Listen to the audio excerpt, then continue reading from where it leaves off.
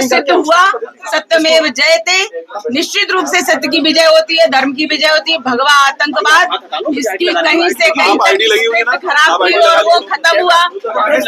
हिंदू आतंकवाद जिस प्रकार से कांग्रेस ने स्थापित करने का प्रयास किया वो कभी स्थापित हो नहीं सकता। इसलिए इन लोगों ने पहले ही टॉर्चर इतना कर दिया कि हमारा मनोबल टूटे, देशभक्तों का मनोबल टूटे और देशभक्त कुचले जाएं। ये उनका हमेशा प्रयास रहता है। हिंदुओं को हमेशा से कांग्रेस ने कुचला है और विधर्मी मानसिकता को यहाँ स्थापित करने का प्रयास किया, लेकिन वो ऐसा नहीं होगा। हमारा हिंदू जागरूक आपको आतंकवादी कहा जाता था, आपको क्या लगता है कि कितना बड़ा ये फैसला? हम अपने ही देश में किसी प्रकार से आतंकवादी हो ही नहीं सकते। हिंदू कभी आतंकवादी नहीं होता, वह सहिष्णु है। और हिंदू हमारे शास्त्रों में ही वसुधैव कुटुंबकम का मंत्र है। इसलिए हम सर्वे भवन्तु सुखिनः, सर्वे सन्तु निरामया, सर्वे भद्राणि पश्यन्तु मा कश्चित् दुःख भाग् भवेत्। इस प्रकार से हम भावना रखते हैं कि कोई भी दुख का भागी ना हो, सभी सुखी रहे, निरोगी रहे। ये इसलिए हिंदू कभी आतंकवादी नहीं हो सकता, क्योंकि वह सबके बारे में शुभ चाहता है, अच्छा विचार करता है। देखो, कौन कहता है कि रंग नहीं होता? निश्चित रूप से रंग होता है। और ये हरा रंग लेकर के जिस प्रकार से इन्होंने हमारे पहलगाम में जिस प्रकार से पूछ पूछ के तुम हिंदू हो, हम मारते हैं, तुम हिंदू हो।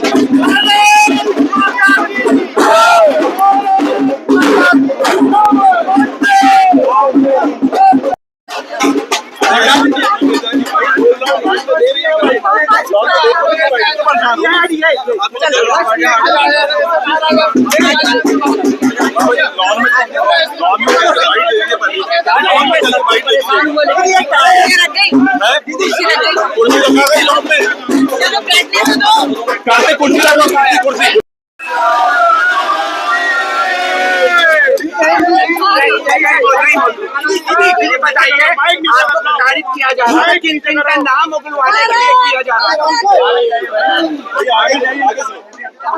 मुझसे मैंने पहले भी अपने इंटरव्यू में कहा है, मुझसे बहुत बड़े बड़े लोगों के नाम जबरदस्ती बोलने के लिए कहा उन्होंने। मैंने वो नाम नहीं बोले, उनके अनुसार मैंने काम नहीं किया, इसलिए उन्होंने मुझे प्रताड़ित किया। और उन नामों में विशेष तौर पर माननीय भागवत जी का नाम, राम माधव जी का नाम, हमारे माननीय मोदी जी का नाम, योगी जी का नाम, माननीय इंद्रेश जी का नाम और तमाम वो नेता जो बड़े बड़े नेता हैं उन लोगों के नाम लेने के लिए कहा कि उन्होंने कहा और हमने ऐसा किया, ये बोलो। मैंने उनकी बात को नहीं सुना और ना ही माना, इसलिए उन्होंने मुझे प्रताड़ित किया। परमवीर को लेके क्या कहेंगे? परमवीर ने आपको 20 से 25 दिन प्रताड़ित किया और वही कांग्रेस में एटीएस का चीफ था जो परेशान कर रहा था। मैंने बार बार ये कहा है, बहुत ही निकृष्ट, बहुत ही अधम व्यक्ति है परमवीर सिंह, क्योंकि उसने हर सीमा पार की है, हर कानून को तोड़ा है और कानून से बाहर जाकर के उसने मुझे प्रताड़नाएं दी हैं।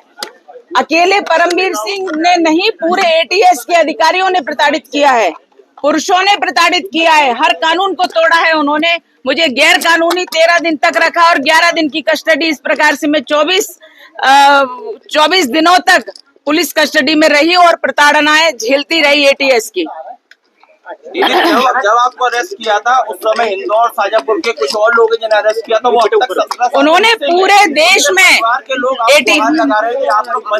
एटीएस वालों ने एक पूरा भय बना करके रखा था मध्य प्रदेश में और पूरे देश में इस प्रकार का भय बनाया कि कोई भी व्यक्ति अपनी भावना व्यक्त कर ही नहीं पा रहा था। जो लोग अंदर गए, जो सत्य के लिए लड़ रहे थे, उनके लिए भी कोई कुछ नहीं कह पाया। भयभीत करने का प्रयास था और भयभीत किया उन्होंने, क्योंकि कांग्रेस का शासन था महाराष्ट्र में, देश में कांग्रेस का यूपीए का शासन था, इसलिए उन्होंने पूरी एजेंसियों का, जो सरकारी एजेंसी है, सबका दुरुपयोग किया और उनको भ्रष्ट बनाया।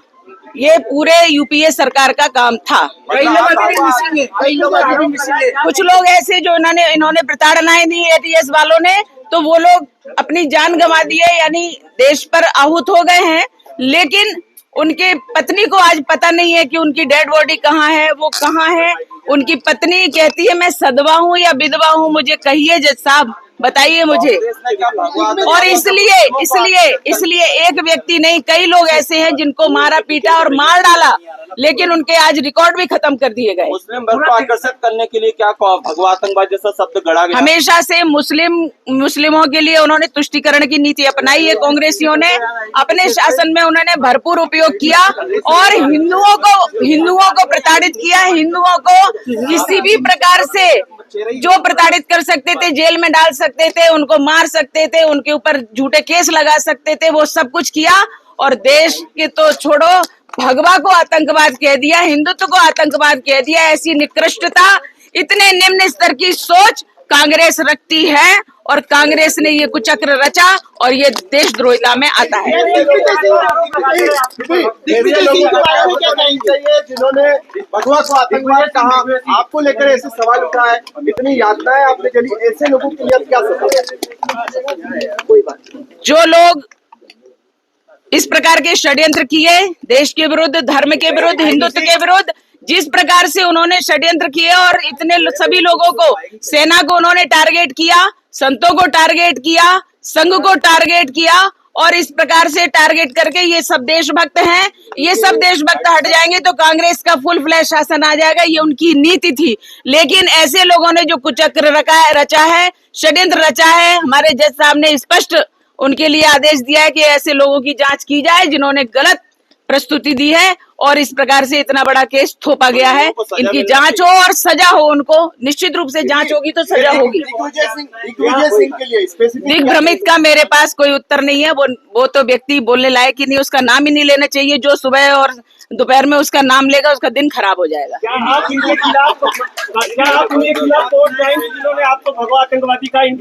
बिल्कुल हमारी रणनीति जो रहेगी वो निश्चित रूप से हम आपको अवगत कराएंगे उसके बारे में।